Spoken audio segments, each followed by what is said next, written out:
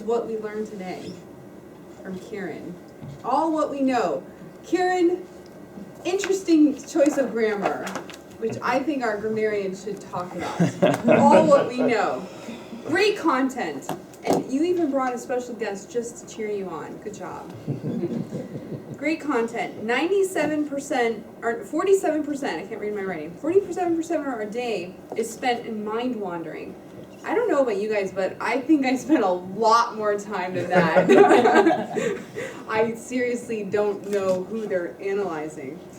And the fact that mind wandering is what makes us unhappy. That was just incredibly useful information. Did anyone else already know that? No? It was amazing. I love the fisherman example.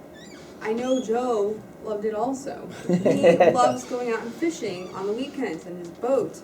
But would he be happier as just a full-time fisherman? That's the real question. Only if his mind wasn't wandering, I guess. Now, things you can work on. There's a lot of women in this room. You said that the key to happiness is a sweet little life. We could talk about that for a whole evaluation, but I'm just going to say you should also mention a sweet little husband.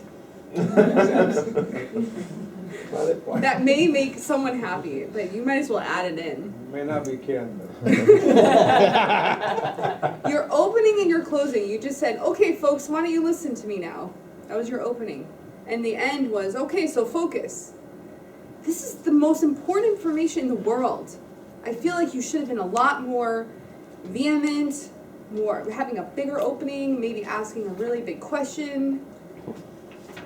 Just a stronger opening and closing really would have given your topic what it needed. Then you used the word fancy. You said, oh, all these fancy things, fancy cars, fancy... Really, what normal, or what the literature says, it's called materialism. There's a whole philosophy around materialism. So you could have used that word. And then you should have had a stronger call to action at the end.